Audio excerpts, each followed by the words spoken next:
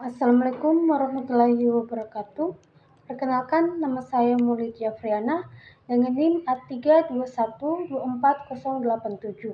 Baik, saya di sini akan mempresentasikan atau menjelaskan sedikit mengenai resume mata kuliah pendidikan kewarganegaraan. Saya dari kelas C. Baik, langsung saja. Yang pertama, tentang mengenai filsafat Pancasila. Perlu kita ketahui pengertian filsafat Pancasila. Filsafat Pancasila adalah suatu sistem pemikiran atau pandangan hidup yang berlandaskan pada 5 sila dalam Pancasila yang menjadi dasar negara Indonesia. Filsafat ini mencakup nilai-nilai luhur yang terkandung dalam Pancasila yang mengarahkan bangsa Indonesia untuk dalam harmoni, saling menghormati, serta membangun masyarakat yang adil, makmur, dan sejahtera. Nah, kemudian selanjutnya ada sejarah filsafat Pancasila. Filsafat Pancasila muncul dari pidato Soekarno pada tanggal 1 Juni 1945 sebagai dasar negara Indonesia. Nah, Pancasila yang terdiri dari 5 sila mencerminkan nilai-nilai luhur bangsa Indonesia seperti ketuhanan yang Maha Esa, kemanusiaan yang adil dan beradab, persatuan Indonesia, kerakyatan yang dipimpin oleh hikmat, kebijaksanaan dalam permusyawaratan perwakilan, serta keadilan sosial bagi seluruh rakyat Indonesia. Setelah Indonesia merdeka, Pancasila resmi menjadi dasar negara Indonesia yang digunakan sebagai pedoman hidup berbangsa dan bernegara, mengedepankan nilai-nilai moral, etika, dan keberagaman. Nah, kemudian ada tantangan filsafat Pancasila di era modern.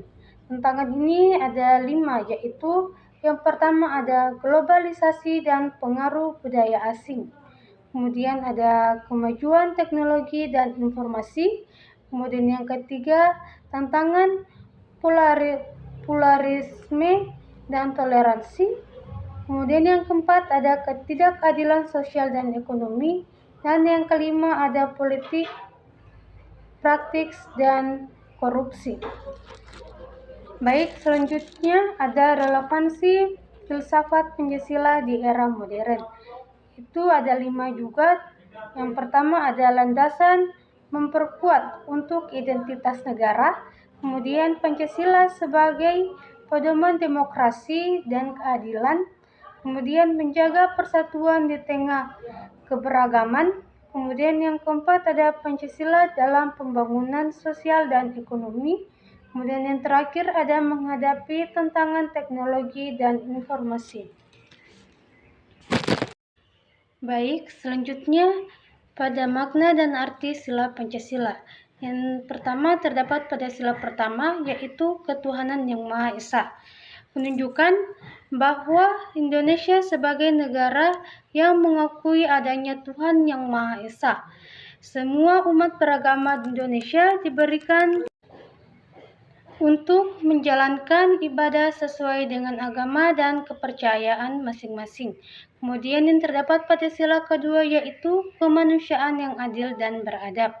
Nah, menekankan pentingnya penghormatan terhadap harkat dan martabat manusia dengan memastikan adanya keadilan, persamaan hak, dan perlakuan beradab terhadap sesama manusia. Kemudian yang ketiga terdapat pada sila ketiga persatuan Indonesia. Mendorong rakyat Indonesia untuk selalu menjaga dan memperkuat persatuan dan kesatuan dalam bingkai kesatuan Negara Republik Indonesia atau NKRI. Meskipun terdapat perbedaan suku, agama, dan budaya. Kemudian yang keempat yaitu kerakyatan yang dipimpin oleh hikmat kebijaksanaan dalam permusyawaratan perwakilan.